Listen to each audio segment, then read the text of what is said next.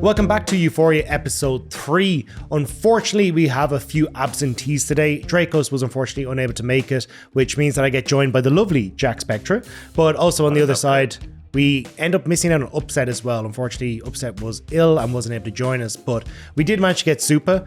And honestly, I think we had a fantastic episode with them. Yeah, we had a lovely conversation, talked a bit about the ADC meta, talked a bit about internationals, and overall just how it's been slotting JoJo in and this new movie star KOI. Yeah, I got 2 ADCs to give me all the information in their big brain, so let's get into it. ADC's weak, that was a conclusion. Yeah. Thank you very much for joining us, Supa. Unfortunately, not the best of days for you, so thank you for staying late to come on with us. But yeah, I mean, it's a pleasure to have you. And I think especially having 2 fantastic AD carry players with us, we'll be leaning a little bit into the AD carry discussion. But I mean, first off, how are things kind of on the team in general now? You added Jojo Pyun in this year. What are MKOI's kind of hopes and dreams and expectations for this year now? I mean, I think the expectation, at least as a team this year, is kind of the same as the last year, not gonna lie. I think from inside we feel like we are here to win. We last year really believed that we could win any of the splits. So it's kind of the same. I think Jojo just bring energy for some, I don't know, like with El Joya, they have like a better relationship and they are like, I don't know, more hype together. I don't know how to say that. So it's just the same. I think everyone is here because we really want to win. Yeah, I think you can definitely see the addition is going well, because there seems like so often I'm looking at like Alvaro, Jojo Pyun and El Yoya on my screen, like invading and going for plays. Is that something that always existed on the team wanting to do and Jojo now facilitates that? Or is it something that Jojo's calling for, saying, hey, I've got push, we can look for these invades, we can look for these plays? I mean, I think it's depend, no? I will say Jojo is more, I mean, obviously it's different from Frescowi. I think he's just, I mean, I think when you play with a different player, it has good and bad things, you know? So I think Jojo, at least, like, he really like to focus on laning phase. So it brings easier, when we play to invade, I think it make it easier for Alvaro and him. So I think they have like and he really like to call people, to play people around him a lot. Sometimes bad, sometimes good. But so he's stealing Alvaro from you, is what you're saying? Yeah. So I think that's the good and bad part, as I always see. But when we do it good, I think we have a really good games that when the things are going as we want in early game, I think we are pretty dominant. Yeah. And so what do you think has kind of been the big changing point from this time last year to now? Like, are there certain things that you feel like the team has really improved on, or does it still feel like there's certain things that you just can't break through? I mean, I think we still have some blocks in the official match that we were having the last year. This is, I think, something individual from each player. So I feel like we dropped too many days in official. For example, these KC matchups, like the 3 we play, the G2 game. I think this is still a block that sometimes we are not there when it comes to performance day. And I think the biggest change is the international, I will say. Like, I think when you play into Asian teams, you discover how OP is to play as a team. I will say. I have a feeling that like you guys and KC and Fnatic all kind of upgraded, and that LEC as a whole is better than last year. Do you agree? I mean, I think, for example, BDS drop. Yeah, that's true. And that's Casey taking that spot. I think BDS was a good team that could be in the 4. I think now this year is, I think Casey maybe a bit more stronger than BDS last year, but was always 4 teams LEC. But yeah, I agree that the LECs were, I will say, as individual performance, better this year. And where do you rank Movistar KOI in that? Depend. Like, I think right now we have a good fame, a bad fame. If we play good, I think we are the most dominant team in the league. And if we play bad, we are just a free win, no? So I will always think the first, but because, you know, if you don't think you will be the first, how you will have the confidence to play? I mean, I always love players that have that confidence, right? Because I think it is needed. If you're going to be the best, you have to believe you're going to be the best. And if you ever doubt that for a second, you're never going to be able to win a championship. So I think it is the right mindset for you and the team to have. But I think I'm going to kind of move it on a little bit because I want to move away from the team so much and kind of talk about your experience as an AD carry at the moment, because I think there's a lot of discussion in, you know, Reddit and the general community at large as to how AD carry feels. And Jack, I want to get your perspective on this as well. So like, where do you think AD carry sit at the moment? Like, do you think they are strong? Do you think they're weak? Do you think Shogat with Halo Blades and Shrelias is broken and kills me? That movement speed Shogat build is so OP, no? You've surely played against it. I mean, I think I only played once, but I saw on videos on Korea. Bro, it's so broken. But I think ADC is pretty strong. I think like it was really weak, like the first few patches. And then they buffed LDR, they buffed Yuntal, another kind of buffing IE, I don't know, it's like kind of whatever. But I think now, for me, the role feels pretty good. I mean, I think the ADC role is different than before. I think Riot is turning ADC role to more play as a team. I want you to be with the team, to fight together. You don't have that much potential that you have before with the Kai'Sa Saya that you could 1v5 legit. And this is something that is what Riot likes usually, play fighting together. And I will say, I don't like the role in solo queue because it's impossible. I mean, you will show, if one team wants to swap and your top laner doesn't want to swap, you are cooked. Yeah. If your solo laners doesn't want to let you play for void grabs, your role is pretty, I will say it's pretty disgusting. Yeah. But in team, I think it's a pretty good role right now. I think if you play good as a team, you will decide most of the fights. And if you are good ADC, like you will have the tempo of the early game. Yeah, because that kind of feels like, in my mind, the shift that we've seen over the last couple of years is away from, hey, I'm going to play the Jinx and Aphelios and be these big late game team fight carries. I'm going to get pentakill every game, to more of a, hey, I'm going to play Jhin with rapid fire cannon and static shiv, and I'm going to push on the way. Varus and Ashe are so boring. Like Jhin, I think is fun because he has like skill ceiling and you can like kind of outplay. But Varus and Ashe meta, that is tough. I don't know if you enjoy it. I mean, just bring Ashe, Caliste, Varus out. Yeah. We are 2 years, no? Yeah, it's too much. It's 2 too much. years. We need some Seri Kai'Sa, Jinx Aphelios meta back for sure. So what is that your ideal meta? Or is it like, because I remember there's the Jinx Aphelios, which was, hey, I'm going to like late game scale and try and be the big team fight threat. Or do you like that where it's a bit more agency, where you're like the Zeris and these kind of things? I think peak was Kai'Sa Saya meta. I think most ADCs will agree on that. And then like second is like the Aphelios Jinx. But that one got kind of boring because the thing is the Kai'Sa Saya meta, it felt like you could still play the S role. You could still play, there was like some other champs, but it was like Aphelios Jinx every single game, no matter what. And that got a bit too much. And also Jinx is kind of boring. I think Aphelios is fun, but Jinx a little bit less fun. I will say my favorite meta is 2021 EDG World Champion. Yeah, Lucian Nami. That was fun, Oh my, I think with fun. Lucian Nami, this meta I think is super fun for ADCs. Yeah. And yeah, I think when Lucian was banned was the Aphelios. I don't remember that much. I think Damo was pulling a lot of thieves. Yeah. I think this meta was my favorite. Like, no joke, just bring Ashe Varus out because it's so boring. They brought Ashe out at least, but now they're buffing her back up, so... I mean, I think it's out maybe in Europe because we don't know how to play true. around. But in Korea, game 2 is always there. That's true. That's and true. China. And what do you think is the reason then for that swap away from it? Do you think it's like, obviously Lucian Nami can play a bit more on mid lane, but my understanding is, hey, we needed someone to control mid wave so we can play with jungle to support to side lanes. So do you think it's a way the game is played now has forced the AD carries to change? Or is it itemization has changed so AD carries are different, therefore this is now the role that we actually just fit into the best? And I will say they nerf a lot of bot lanes in general. They nerf Seri, they nerf the Lucian, they nerf Nami. Second part, lane swap S6. That's don't let you play laning phase. That's a big point. And I will say with the meta that you have void grabs minute 5, who win kind of this fight can snowball the game. So the champions that deals the more damage is Ashe ultimate, Varus a really strong early game. So at the end, what matters is who can have the tempo to have the position. And it's kind of boring. Yeah, fair.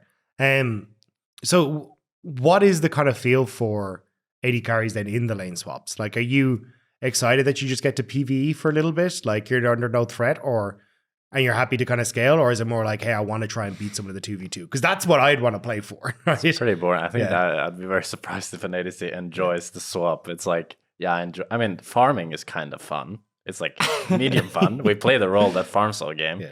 But I think swaps, there was one iteration of swaps that were kind of interesting. I don't know if you played this, but I had an EU Masters, I think it was 2024 spring, where everybody just gave bot tower and top tower. So we just full traded towers. And as ADC, you just got the 2 items at like 15 minutes every game. And then you fought it out after, you know? But then when MSI came around, the teams realized that no, you don't actually just need to drop full tower. You can just protect your top laner, you know? And then it just got super boring because the ADC is not getting fed at all. I mean, I didn't see that meta. I think I probably was in new master and I probably was either in vacation or either something happening, you know? But I mean, I think swap is funny when you're the first one. I don't know if you remember the walls. I think we were one of the first team pulling it because we expected that will be OP and it works even into BLG. It's fun when you know what you need to do and the enemy know. But when it comes right now that everyone is studying, it's so boring because the skill it gets lower, you know? You will go void grabs even and who team fight better will win. And like, it doesn't really sound like it, but does having things like Fearless then open up a bit more for you? Whereas like, look, you can't help it lane swaps, but at least Ashe and Varus and these kind of things won't get picked. Or does it still kind of feel the same where it's like, I'm still constricted to, well, I need something that's good at 6 minutes? And sadly for all of us, it's even worse. Because Casantes and Besas are out, Pantheon Elise appear support, and it's even worse for lane swap. So I think they need to nerf it, like completely. I don't know why Riot don't nerf it. I think it's, in a way, like another way to play. But come on, I think no one likes, no? I don't know why Riot wants their top laner to be 1 CS minute 5. There's nobody that likes that. Do you have an idea of how it could be nerfed or how it could be changed? I mean, I think a lot of people say ideas, but I think if you can't share XP on top imagine the 3 first waves, it's gone. Useless. Because top laner can lane into ADC and you are cooked. Fair. All right, well, I think the only other real thing to kind of hit on that was a question for me was like, and it sounds like it doesn't matter in the slightest, is the attack speed cap being raised from 2.5 to 3. Does it make a difference at all? I feel like you don't excited about it, but man, it was so fake. It just it doesn't matter at all. I will say the only thing in some comps with Caliste, when you improve the boots and you go, for example, Witch End, you look like you're playing another game. True. But it's so little cases. We played the Urf one day, the first time, and I have never seen Caliste hop around I had like 8 attack speed or something. I was going, it's like I was TPing around. It looked like broken as all hell. Like literally the champion couldn't move that fast. So I don't know if you quite get like there. There was no animation, you know, they're just teleporting around. But yeah, it feels like, again, it was a nice thought process, but it doesn't really feel like you ever hit that point in the game. So does it really matter at that stage? But yeah, anyway, keep it on the AD carry topics. We're going to move on to another section that we have, which is called Goated or Bloated. So this is going to be a discussion about if you think something is hype, it's goated. If you think it's overrated, it's bloated. And to basically put you in hot water, we're going to start with the big one in the LEC right now, which is Caliste. And Supa, we can remove you from this picture if you want to, but you look pretty good today, I'm afraid. But yeah, I think just general topic, thoughts on Caliste coming into the league? He's looked really good. I like his mentality as well, that he's just kind of like, he doesn't seem like he's too cocky or arrogant, respects the competition, but also just like really enjoys competing. I'm really impressed because I feel like it's super common when you come in with those high expectations that you choke quite a bit, you know? But I didn't feel like he choked at all. So, very impressed. I mean, I think he's doing pretty good. For me, like the most surprise is that how he improved from the last time we played. Because I think we didn't play at all since that moment. So I think he surprised me for good. So I think it's a really good improvement for the league. For me, he's like, as I say, it's like with upset without counting me, like of the best of the league. Yeah, so goated is pretty well defined. But is there other AD carries that you look at in like the EMEA Masters level where you're like, oh, this is someone that we can look towards like a Caliste that's up and coming? Or do you think he is just kind of a one-off, like a special kind of guy?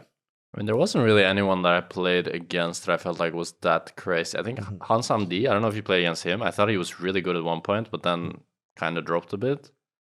So for me, it was like, and I think that's so random because I when I moved to the LPL, I cast him in the LPL in 2020, and then he just moved here or moved to Brazil, I think it was, and then fell in love with Hansama and then named himself Hamsam. He was Sam D. Yeah. And then became he fell in love with Hansama. It's very strange. For me, the one that I liked the most before was Bao. Yeah, I that also come like from Bao. the DRX. I think he fell off pretty hard. Yeah, I mean, I don't know what happened to him, Wait, but what happened to? Why did he fall off? He's He was space- He won EU Masters. He was so good. Yeah. But then after that, he was just really mid. I would love to play with a Korean in one moment. So I want to know because I think probably it's harder, the culture and everything. Bro, it's tough. I played with Ruby. It was an experience. You know, I think in the future for sure I will play with someone, and I would love to have like a good relationship and have more experience about that because it's curious, you know, because I think probably it's personal things that all the I can players contact Ruby gone if down. JoJo doesn't work out too well. Well, I'll move on to the next one then. So the next big discussion that's kind of happening in the community at the moment is the streaming scrims thing. I personally think it's a little overrated. I know that people are like, Whippo came out and was like, this is going to fix the league. Yeah, And I that's was so like, fake. yeah, I don't think that's the case, So but fake. like, where are your heads at? Because you guys have both obviously played on professional teams, so it's like, do you want to see those aired to the world?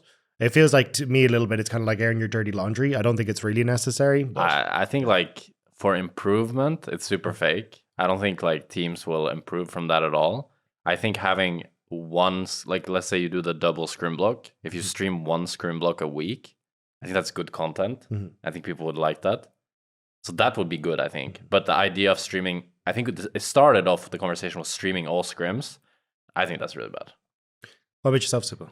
Yeah, I think kind of similar than him. I think maybe one block depend because I don't like that the players even stream their point of view. I think like I know like as player outside, I would love to see like my favorite players, best players in Europe to learn from them. But I don't know. I feel like the players are taking not that seriously the scrim. I feel like if they are even streaming, you know, because if they are screaming like I don't know, Cloud9 streaming global, I see it more fine, but not at all. I see good things and bad things. Do you think it would make people take scrims more seriously? Because that's a complaint I hear a lot, is that people just don't really take it seriously.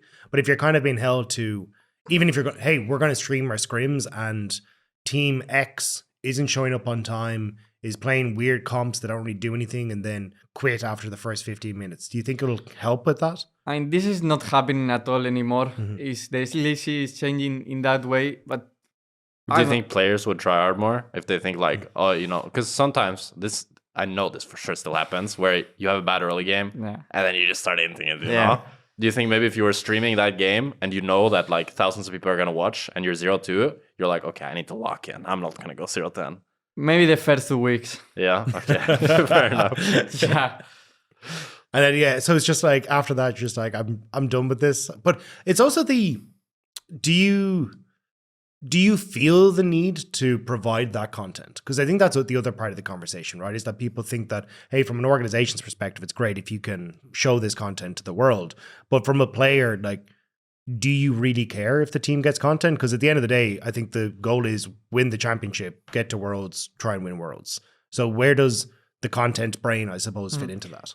I mean, I think you need to have a huge value on this, what your club needs and what they can win from that. I think it's really important. Every player should understand that if your club is doing well, for example, around you or around everyone, it will be good only for you.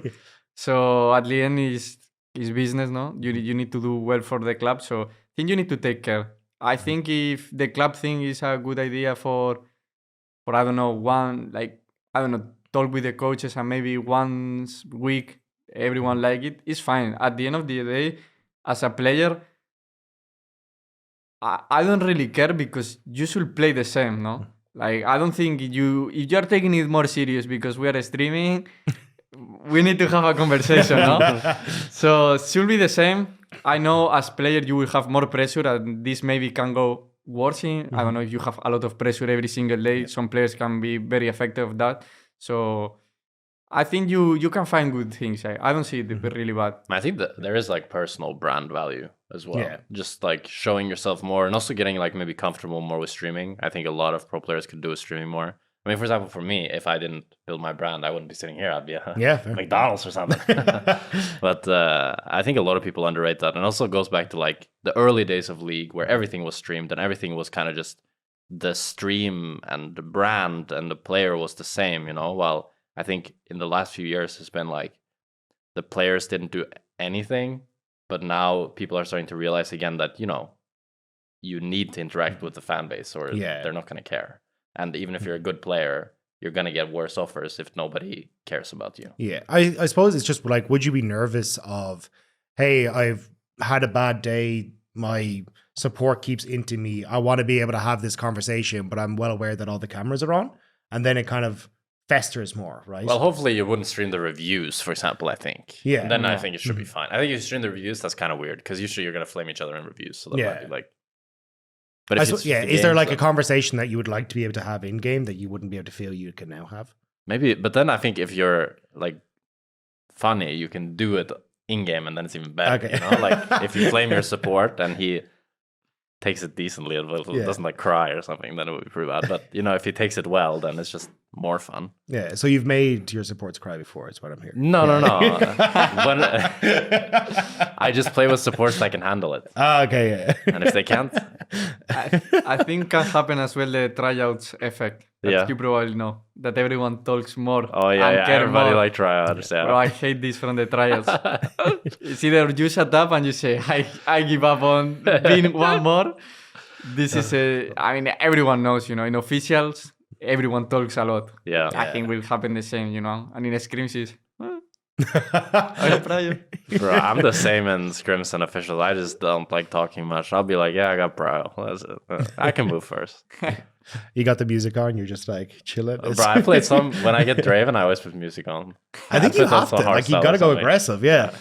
But yeah, I'm gonna move on to another one, which is T1 Smash at the moment. There's obviously a lot of back and forth as to whether Smash should be playing, whether Gumayusi should be playing. And especially as 280 carry players, I think very different styles, it seems like to me, for both these players. So where do you guys land on the whole discussion, or what's your thoughts on it? Yeah. I mean, I have a lot of opinions on this. First, if I'm a Smash, I'm really appreciative of T1 because probably no one thinks about him, and now every team should look at him if he get looking for team, no? That is so big. T1 is doing this, caring about their academy. If I'm a Korean, I want to go this academy no matter what, you know. They prove that they build the best players in the world. So this first, I think Gumayusi, for me at least, I don't know what you think, but I think he's the best. I mean, he was the best ADC in 2024. I think he's one of the... For me, it's him and Viper. I don't know how you see it. Yeah. By far, like, there is, for me, a gap between them and the rest. And something is happening in T1. I don't think you see in the first tournament that you can go the first international, one of the best players in the world. But, you know, if I'm a Smash, I'm the best day of my life. I mean, for me, the arguments that I've seen is kind of like, so Gumayusi is like, I think best in the world on like the Caitlyn, Varus, Ashe, these kind of like control champs. They're kind of immobile. While Smash brings like the Kai'Sa, Seri, and Ezreal. But the thing is, when you look at both of their players' gold.gg's, like all the champions played, it's nearly the same. ADC champ pool is kind of fake. It's like you usually play every ADC. So I don't fully buy into that, but I think the biggest thing is just like Smash showed for me kind of the when Gumayusi debuted, he played so aggressive, he did so many crazy things, and Smash just kind of showed the same thing. It's like, for me, it could be like, one, you get to maybe sell Smash to a different team, like if you want to do that, or just light a fire under Guma and be like, you need to step up on all these champions now, because like obviously he was already good enough on like Caitlyn and all this stuff, but he hasn't played recently much Kai'Sa, Seri, or Ezreal, right? But his solo queue recently has been spamming all of that. So I think that's really cool, and I agree with your rating. I think Guma is really, really good. Viper is my goat. I love Viper. But I don't feel fully comfortable rating Smash. It was such a short few games. And in the last series they played, I didn't feel like he was that crazy. But in the Gen G series, he looked really insane. Yeah. That's the one I managed to catch as well, where he just looked like he completely popped off. But Yeah. I think because when I watched Gumayusi at Worlds, I think the really interesting thing to me was how much value he got with so little resources. Because oftentimes he was on like, hey, we're going to get Kerry's Bard. I'm not going to curse, go somewhere else. on the Bard, he's going to do his thing. And you're just going to exist. Whether that's on a Caitlyn that's now not really getting resources or anything else. But then you'd still have this great impact later on. Whereas at least the handful of games that I've seen from T1, it feels like a lot more resources are being given to Smash. Yeah, I think this is something I was going to mention. Actually, I forgot. So I think the thought process is a little bit that now you don't have Zeus, you have Doran. And Doran just kind of wants to chill. And Gumayusi, maybe he's like comfortable and used to chilling because he's used to having Zeus. So having someone like Smash that then's coming in and saying like, well, I want to play around me. And maybe I could see that then making Guma realize, we have to change things up. Because I don't think it's hard for Guma to call resources. I think it's just like, when you play, they have the same roster for 2 years, you get really used to the same habits. So I still see Guma making a return, or at least it being a 6-man roster. I don't see him being out at all. That would be really surprising to me. Yeah. Do you think there's like a way to almost, because you were talking about, hey, when Gumayusi started, he was that player that called for resources, wanted to play aggressive. Do you think there is a way to almost like lose that spark as an AD carry, or is it still something that like a fire that's in you that just needs to be stoked? And for me, at least how I see it, because at the end we don't know what is going on. Yeah, exactly, yeah. Because I feel like Gumayusi is one of the best carry players taking resources, so I don't understand. For me, can be the pressure thing that maybe he relax. You want 2 goals in a row. If you don't relax, when you will relax, no? Yeah. You need to be 4. I don't know. I think needs to be something around that because I think they can't find anyone better than Gumayusi. And I think T1 needs Gumayusi, because I feel with Smash, when it comes to really even series that Hanwha Live, players like Viper, Seka, Zeus make big difference, no? I feel like T1 was missing this Gumayusi that will make the difference that I think was what was missing Smash in the last series that they got out. And there are certain things that this is completely my own questions. Do you think there is something that you see that is special about Smash? Like, are there certain things that you go, oh, you can see the makings of a great? Or is it kind of hey, you're still waiting to see where this guy lands? And like, do you think we could be looking at another Guma or another Viper?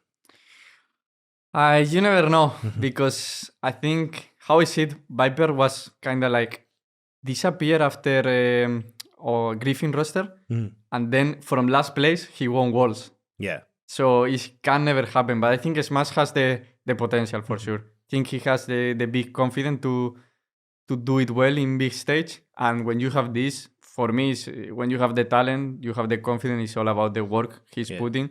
So can be, for sure, Smash can be one of the best. But for example, Berserker was in the same spot as him. And you never know what will happen. But for sure, they have the potential. Right. Well, so I think it's just trying to figure out what in your mind makes a Viper or a Gumi, what makes that great AD carry, or is there just a certain flair to it? There's not really something you can put a tag on, but there's just lots of little things. For me, something that's been really impressive with Viper is like the last 2 years now, he's been rank 1 or top 5 consistently. The last 2 years, he's there, 2K LP. I think he set the LP record in Korea last year, and right now he's rank 1 or 2. He's just always. And for me, that just shows that you have the work ethic, because the people that like they stop trying solo queue, maybe they're like low challenger, maybe not even challenger. Bro, come on. You're not going to be the best in the world if you're going to do that, And for me, that just shows that you're putting in the extra effort, because you're already obviously tryharding scrims and stuff like that. But if you're then kind of slacking or just chill playing in solo queue, that's not enough. Yeah. What about yourself? For me, after understanding more the game and how it's and I understand better his playstyle, I feel like I like more on Viper than on Gumayusi, but Gumayusi, I see it as well some patterns. I feel like he understands so well the map. For me, players like Chovy, Viper, It's like they are not good because they are good individually. That they are as well. It's like they read so well the map, they read so well the enemies because they understand better than the rest, no? And this is what makes, I will say, from really good to one of the best players in the world. And for me, right now, I think about it, and I see right now it's Chovy, Viper, and probably Zeus. And Sika, I think, is coming as well. Yeah. And do you think that comes with experience where it's like, oh, I now understand the limits of the Syndra I'm against. I now understand the limits of Cassante. Is it like trying to learn that? Or is it more of an understanding of, hey, this is where I need to be on the map. This is the position I need to take in a team fight. And I would love to talk to one of these players, but my predict is a lot of putting hours studying the game. I think you need to be really good of understanding the meta, and I think you need to be really good learning the patterns of how people think. I think when you come at high level in every sport, you need to read the enemy. It's not about the League of Legends anymore. Yeah. So I think they are really good on this. Like they know what options have the enemy, and they always, not always because they fail, no? But they usually take way better than decision than the enemy in short term. Like you have, as pro players, Jack should know, you have 1 second, 0.5 seconds that the game will change completely. Yeah. So yeah, I think the hard part about a lot of it is that a lot of it's like feeling, you know? It's like because you build up this like subconscious skill and you can just, like you feel when a play is bad. You can feel when you're getting flanked, or you can feel when something, like I can tell you that a trade will be bad, but it might take me like 10 seconds to like put it into words, but in game I'll feel it like this, you know, because you need to feel it like that to actually react on it. And I think that's the thing with these like top level players. They'll be able to just feel it so much faster, and they can feel like the tiny little details, you know, and be able to then act on that and make a difference out of it. Yeah. So a lot more on pattern recognition and reading your opponents in that, which I think is incredibly interesting, because I think there is a lot of that intangibles that are really hard to put words onto when you start to come into this. But I mean, they do make the difference in those small moments. But we're going to move on to the last one, which is Fearless Draft. You've played it for a little bit now, Supa. You're probably... See, I don't... So this is the first thing I have to actually ask you before we move on to our drafts. Has your draft strategy changed from this time last year to now? 2 games that were fearless, I guess, because you had 2 best of 3s and both were 2 Well, zeros. the thing was, last time we had you and Oyoya on, you would tell us, hey, we kind of got to pick 4. And Mirren was like, I'm going to play Lulu. I think you just had Mirren playing Lulu. That seemed like the Karma pick today. He just said, I want to play Karma. So, is this the same still? I mean, kind of like that. I think Thef, our assistant coach, and Hansen is having more priority in the draft as well. But I think can be good sometimes, can be bad, as always. I think today... At least the coaching staff was not happy with how the draft ends. So I think can be good. No? And to BDS, I think was really spicy and good. Yeah. So, but I think like Fearless is, I would say is perfect. Because as player, I hate going solo queue and playing Corki Ethereal every single day. Yeah. 10 matches every day, no? Think Riot, I will love it if you change. Every 2 weeks, something like that. ADCs a bit. Yeah, because even as a caster, it's so much more interesting, because it's like, oh, great, I'm going to see something that isn't just Ezreal bot lane for the 18th time today. Like, it's so nice to actually get something that feels different, but also for you guys to be able to showcase, hey, I've got this pocket pick Xayah that I've been working on that looks absolutely fantastic, and now I get a chance in these scenarios to really show what I can do on champions that I love. Yeah, I mean, I hope we see in the best of 5 a lot of game 5, because game 5 on the screen, oh my god. Bro, the game 5s in LCK looked so cool. Yeah, it's the best thing. I will say, I saw some wombo combos comp, like we are in Silver 5. Like Yasuo, Diana, Malphite type of vibe. I will just say that, but when it comes to game 5, it's wombo combo. Yeah. So you think Fearless should stay for the rest of the year? I mean, I think it's the future. Like, as player, I love it. I think people from outside love it. Yeah, the viewers love it for sure. So I think it's the future. Yeah, I 100% agree. I think it's just, I didn't realize how much I'd love it until we actually got into it. Yeah, I was also like skeptic. I don't know. I just felt like, because there's some magic to it when you see like, I don't know, a Faker or Chovy, and he's playing the champion Pixel, you know? It's like, oh my God, it's so beautiful. But then you got to watch like everybody else play this champion. It's like, nah, okay, let's get some Fearless going. Yeah, but it's even like, I know Showmaker got to bring out his LeBlanc in game 5, and everyone was like, how could you forget about his LeBlanc? And you're like, there are so many champions that are out of here. We've got to get something. But I think it's really cool to see these moments where you get to bring out those picks that you're super strong on. But even I think just from, well, I don't know if your coach loves it, but as someone who has no investment in the draft, it makes drafting so much more interesting because I'm like, oh, well, maybe they could pivot to this, or, oh no, this thing is now gone. So now, Ambess is way stronger, or this is way better. And it's all these kind of little interactions that just make it so much more interesting. So I think it's like, have you been surprised by some of the picks that you've seen come out so far in Fearless Draft, or is it a lot of you've kind of expected it and you knew how to react to For it? sure, some picks surprise you, know? Yeah. Like, I saw things and no one will know, but I think this is so good. Like, I'm as ADC, you can see picks, I don't know, for example, in Worlds, when I picked Tristana, it was so hard to find that Tristana angle. Mm-hmm. I think we can see it maybe in best of 5. Like, that champ's kind of underrated, I feel like, after the changes. Yeah. I mean, I wish, I think it's so much better. Like, I think is creating a new window to improve as coach for the drafts, as player for the drafts, and as player to grow and learn champions faster. And I don't know, like players with low champion pool, you will see like if this come more, we go to best of 3s the next split. I think this will be insane if we are fearless. Do you I don't think this is the case, but it's just devil's advocate. Do you find that you are less good or less masterful of the champions that are in the meta? Like, say if you have to unfortunately play Ezreal for the next 20 games, do you think you get a better understanding of Ezreal?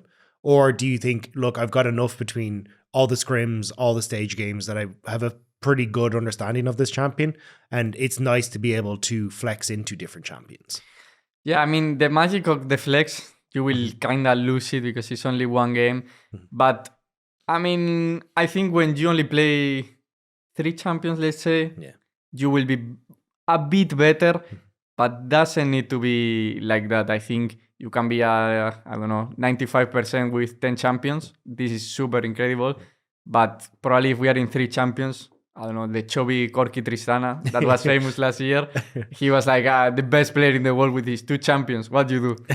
No, so I prefer to the Fearless at the end. That makes sense. I mean, I think literally everyone loves Fearless. I'm actually really sad that we're only getting it for this split, but we're hopefully we get it back very soon. But I think we're going to move on though and kind of dig into both of your guys' experiences, because for viewers who don't know, both of these guys have played in the LVP, so coming up in the Spanish League, in that EURL. And I think it's just kind of to talk a little bit about where the league once was, how you felt in it, and then kind of where you see the future of it going. Because I know like when I started back in 2018, it was like Mad Lions who won the first ever split and they looked absolutely insane. And then it felt like Spain was kind of this massive powerhouse. But after a few years, it felt like it almost had a big talent drain where a lot of that talent got taken into the LEC, because like Humanoid used to play in it. You had, I think Nemesis was playing it at one stage as well. Yeah. A lot of these guys kind of got moved on. So, yeah. Do you feel like the LVP is still as big of a powerhouse, or is it still trying to recover from that kind of big power drain? I think it's not the same as it was. I think as well, the generation of Spanish people is worse now. I think we got an insane generation with the Oscarinin, Flacket, me, Alvaro. We have I think we are all in LEC now, Razork. And after this, I think the league was missing, because at the end you need to have a Spanish residence. So this was painful as well. And, I think they are trying to recover now. But I think they can do good things, I don't like the streamers team that we have in Spain. The Zeta one, or yeah, it's a bit strange. In Spain, because I don't feel like they have the level to compete in EURL. But for example, other cases are really good. Like we already know. Do you think like Spain can compete with? Have you been following EURL at all? Yeah. Do you think they can compete with LFL? think not. No. I don't know. When I was playing, it felt already hard. But I guess BDSA was pretty good. Because all the players went LEC apart from Kidui. I mean, I think maybe Movistar Koi and Heretics for me. And there is another. Giants. Yeah. I think these three teams, if they can develop, I think they can compete. Yeah. But I think LFL now is taking all the talent. Yeah. Before was Turkish League as well, I remember. Yeah. But now I think it's LFL alone. Yeah, kind of. But also, I'm wondering, so it's a conversation I've often had with Spanish people, like, so when I played in Spanish, or when we played, I guess, in 2022, the Spanish league had like 30, 40K viewers on Twitch. Then I played in 2023 and had like 10, 20K. Then in 2024, it had like 5K. What happened? I mean, I'm not really sure, but I think we lose a lot of hype when I feel like 2022 was the peak when we have like the Koi, Heretics. Yeah. I think were a lot of super hype matches. In 2023, we still have the level. Yeah. And after this, how I feel it as spectator that I am at the end now, I feel like I don't get that hype as I have before. I think before we were having competition and how I see it, obviously, I think in 2023, the leagues feel we were like Movistar Rider League. 2024 was Heretics League. Yeah, that's true, yeah. As viewer, I think it's so boring to see one team, no? Yeah. I think the EU Master for me was like always hype. And for example, this year in Israel, I feel like the talent, I think we are missing talent to go LEC. I don't know. I don't feel like you have like, okay, I want to see this team, no? Last year you have like the KC, the BDS were super hyping. I think we are missing now talent, but it's good as well because I think we bring all to the LEC. I think in LEC we do go everything, no? Now. Yeah. Do you kind of see yourself as, obviously you are the Spanish representatives in the LEC, right? But do you kind of see yourself as that role model now for a lot of that talent that could be up and coming within the space? I mean, I don't know. I know like some people obviously like, respect you a lot and they don't even want to talk you like or ask doubts about everything. I don't care. Like if anyone wants to ask me, in solo queue or in Discord, I don't mind to help because at the end, if we make this better for everyone because we will have better quality. So yeah, I mean, I think in the Spanish, I would say we should look at what we did before because we proved that we are worth it. And I think we need to start bringing new Spanish players to the league. And when we go up with the level, everyone will want to come. It was before. And so what was kind of do you feel is the big difference from when you were there to now? Is it just kind of the support systems? Is it the talent has all kind of moved on? And probably was something about the business in the clubs. And for me as well, the talent. I think when the talent got lower, I will say, the LFL took it all. Yeah. And the rest of the leagues got fucked, no? So. Yeah. So what has been your like fondest memory from playing in the Superliga? Like, because they had insane tournaments that have insane stage games. It felt like you really did kind of get prepped for moving on to the LEC in those. But what were the big moments for you that stood out? My favorite moments, I mean, I have two in LVP. First one was when I won into Fnatic Team Queso that I did my iconic play on Caliste. Because we were in a really, really bad moment as a team. Guys can't imagine. Scream were so bad. Everyone's so bad on the mood. But this day, I was feeling really good. And from this point, they were champion and we kind of make them out of playoffs. They were undefeated. Oh, the out of playoffs. Okay. Was the next split. We make them kind of out of playoffs in this match. Okay. And was so good, that feeling. And the 3-0 into Team Heretics, first final. I wasn't playing them. That was Flackett. That was Flackett, so I'll just... this final, oh my God, like we were preparing the casters. They should win, no? They are so good. We come from the lower bracket. We were having, 3-1. And we were there and we were like, we are going to stop. No joke. And when we won the first game, holy, I think I was competing in LVP like 3 years. and I was in the bathroom, game 2, and I was like, I will win a trophy that easy. Only 3 years for this. And I was incredible moment. So do you think that prepped you well for moving on from LVP to LEC? Like having kind of been the underdog for a little bit and kind of getting to be like, no, I can go on past that. I can fill the shining stars that everyone seems to have for you. And then did also having that stage experience and a lot of that set you up then well for coming here?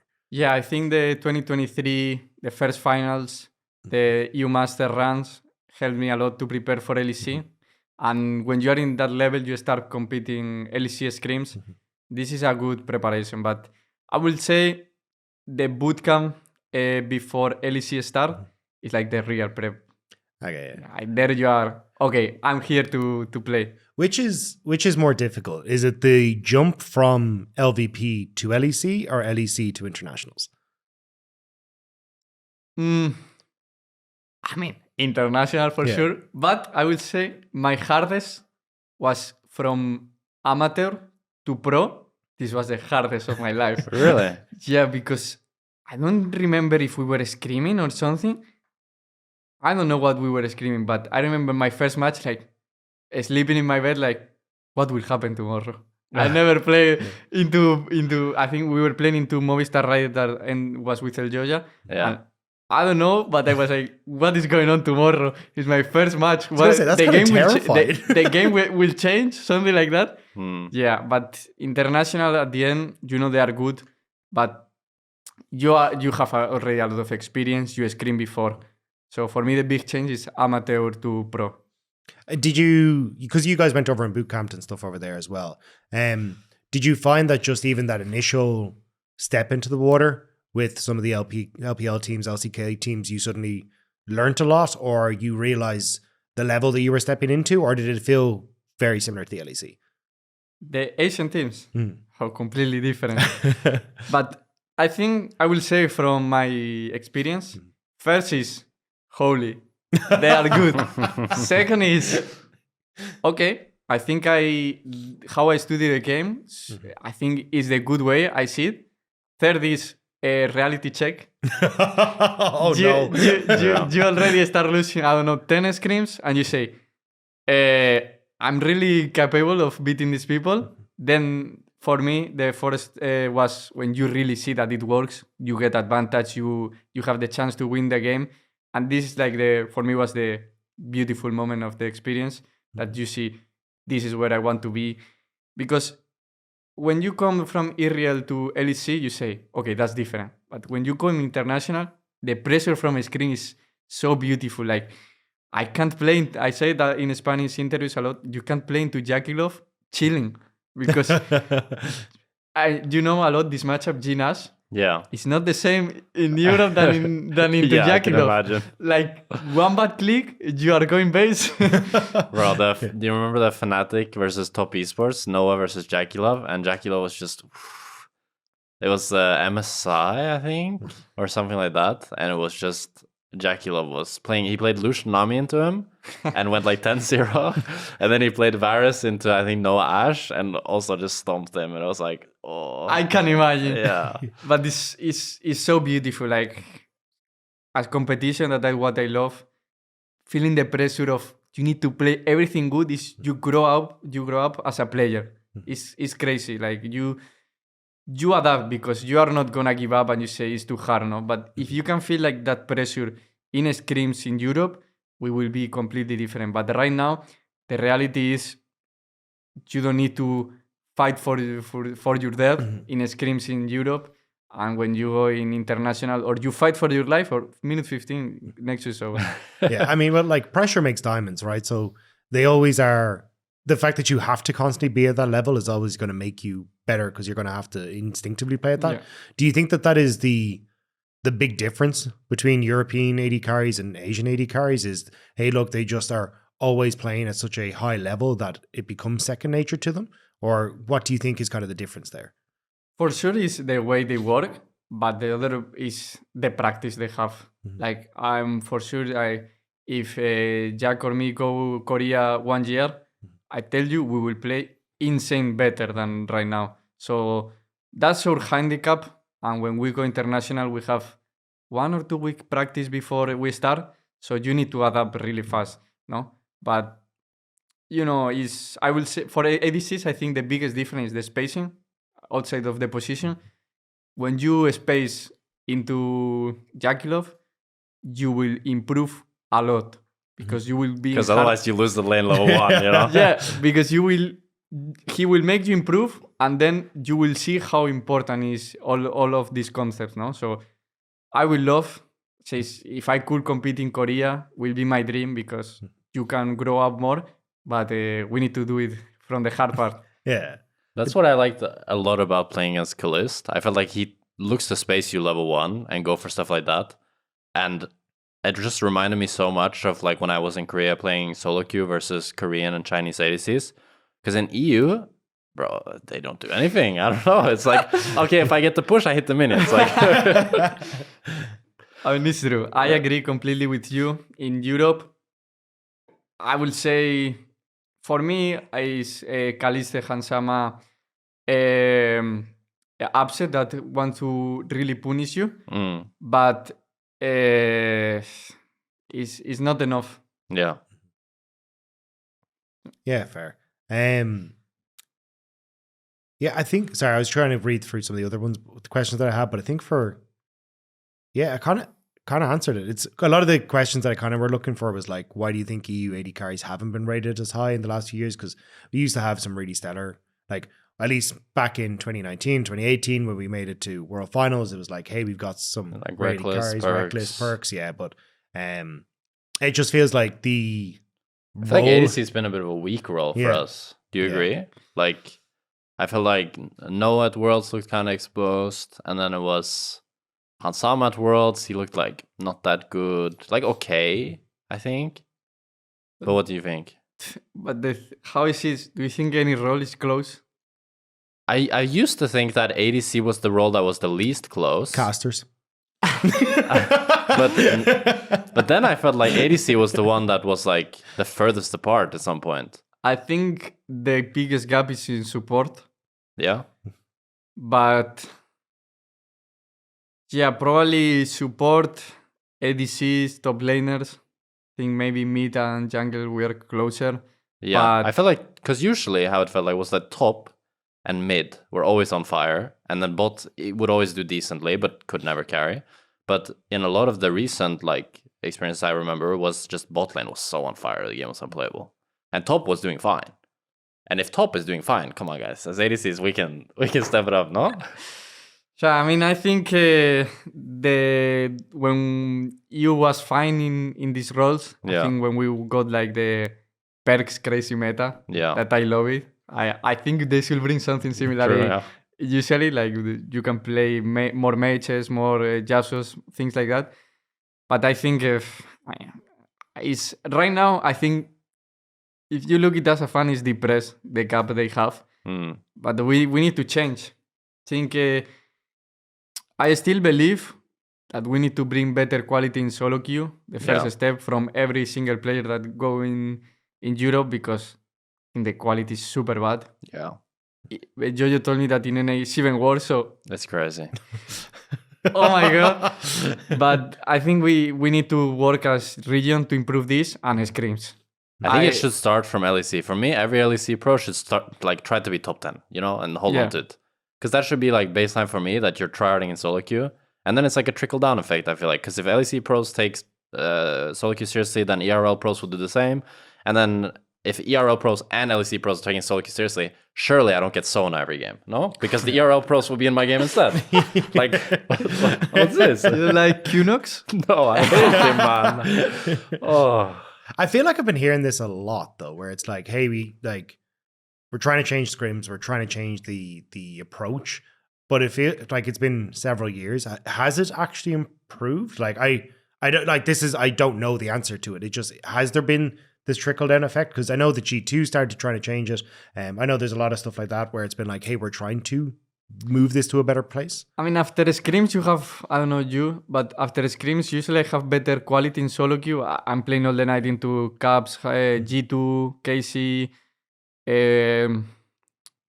I mean, I don't remember, but I think it's always like KCG2. And at least I see like Alvaro, El Joja.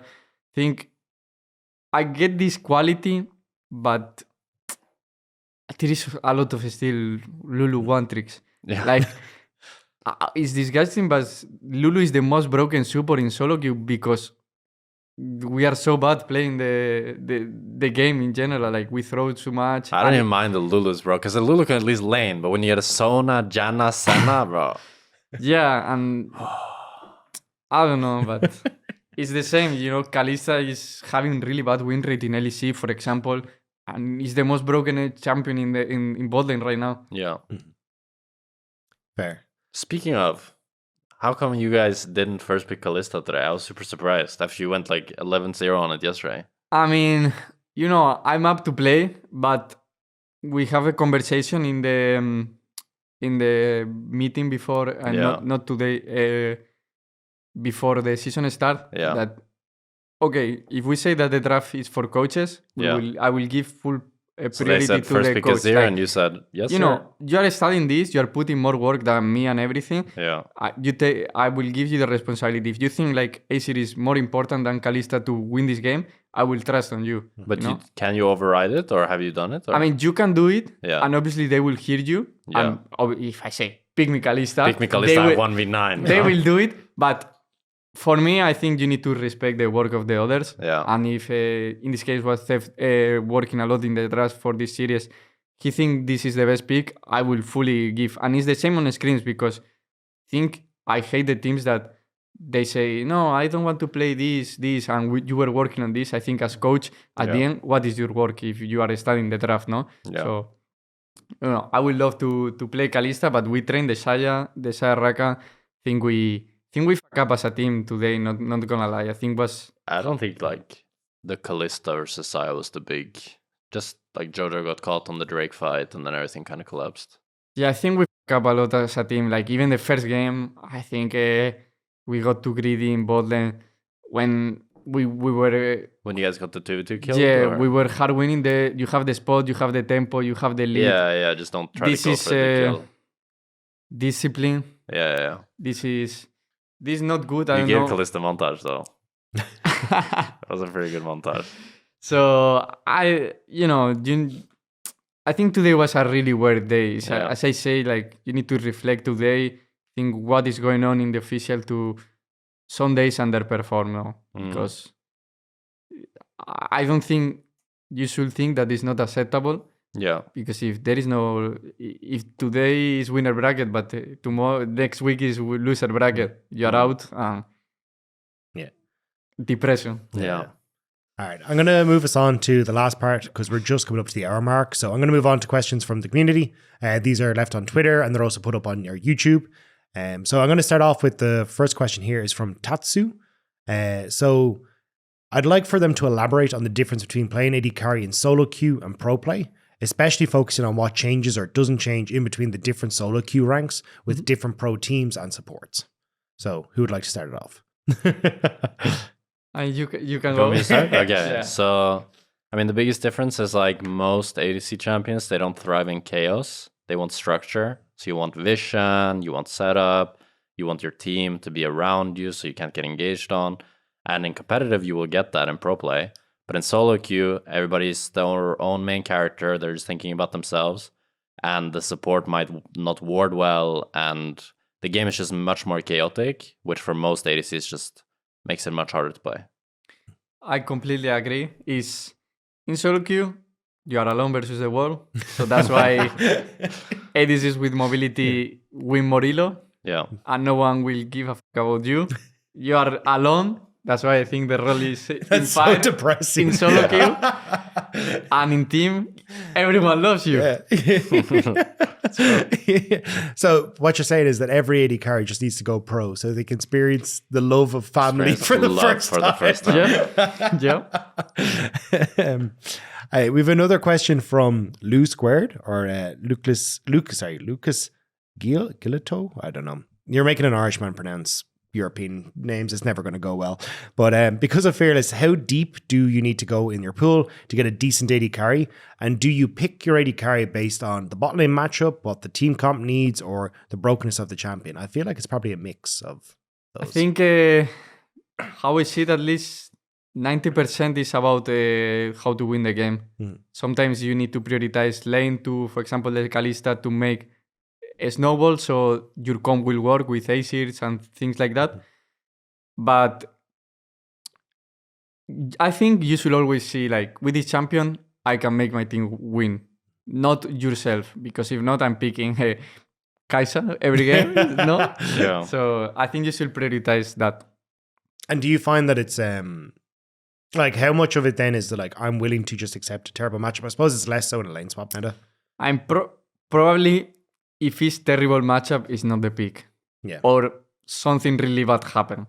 But in this case, in this meta, you have the lane swap, so you can blind pick whatever, and you But will it's kind be of fine. fake, no? Don't you think? Because it's still like grubs fight. So if you have like a champion that has a terrible Yeah. matchup, probably you can't contest anything early game. In Yeah. which case, hard to play. Yeah, but I still believe. Because can- would you pick Jinx every game? Like you could just pick Jinx Lulu every game. I mean, that's the worst part. I think you can pick Jinx and it will work. Yeah, okay. And it's really sad because in Europe we do bad. But yeah, I don't think you can pick Jinx if a team plays well. Yeah, okay. Okay. This is a very topical one. How good are mages bot in pro play? As 2 AD carry mains, what's the... I think it's strong. Yeah. I think... Oh, so sorry. You don't have to give away anything if you don't want to. I understand you still got games to play, but just as a general point for the discussion, because I know it's talked about quite a bit in the Yeah. community. I think it's fine. Yeah. I don't see it super OP, but I think are fine. I think you can pull mage, and I think we are watching in other leagues. Yeah. I think it's strong. The only thing is like in swap situations, they don't look the best because they don't really Yeah. take plates. They're like pushing early game is so slow. Only Sigs is good in Yeah. swaps. So Yeah. We kind of saw it from the Mel, where it was like, yeah, the you Noah can Mel, kinda it's do like, it, but like when the enemy had Jinx Lulu or Yeah, something, or exactly. Saver Lulu, and he was Yeah. just absolutely pounding bot tower. So, but I think Mel is quite OP in bot. No, I played against Noah a few times in solo queue, and he kind of was fisting on the Mel bot. I don't know. You don't know? I Have you don't played know. any Mel? Have you played one Yeah. singular Mel game? Yeah, but Okay. I don't know. Maybe I know, but Maybe you I know, can't but you don't know. Okay. But I think Six is good. I played Six is good, yeah. Yeah, you're a one six merchant. A lot of six. Just go 6 Jinx every game and just play for bot tower. all right. This is going to be the very last question. It's a little BM, but I think you've kind of touched on already. But this question is from Nightfall. Does Supa still think he's the best AD carry in the world? I don't think you ever said you were the best AD carry in the world, but He said by far the best ADC in the world. yeah. But I do think it's still a good question of like after internationals, how has you've already kind of touched on like your understanding of the role changed and kind of the way you viewed yourself in that has changed a lot. So how do you now view yourself as a player after those learnings? I mean, international, there is still a lot of good players. I think how I see myself, I have a lot of potential because I don't think the rest see how to improve as much as I see. And I think it's because how I work and how I understand how they work. Maybe I can be wrong. But I still, I'm missing one key to make it constantly good, even if good and bad things are happening in officials. So I still see myself that I have right now the level when I'm doing good the things to be the best in the LEC. But to Worlds, I need to go Worlds and be there and everyone as a group do well so you can compete. You know, I think if it's super one-sided, it's impossible. So you need that all the team build a good environment, a good work ethic. Everyone is in the level to compete, and then you can be one of the best. But I think it's impossible to. I think you play 1 or 2 matches into international if you lose the first round. So I think you need to build a team, a group that can compete to to go one of the best in the world. And right now we are far. Yeah. Well, look, I think everyone's kind of hoping that you do get to that stage, because I think getting more LEC teams with that passion and the tenacity to want to improve themselves and get better is only going to bolster the league as a whole, way more than streaming scrims are. But that's going to be it from episode 3 of EUphoria for 2025. Thank you again to Supa for joining us so late. We will not keep you anymore, and thank you very much, Jack, for making your first appearance. So I hope you all have a great rest of your evening, night, or morning, however you're listening to it, and all the best for the rest of your day. Bye bye. Bye bye.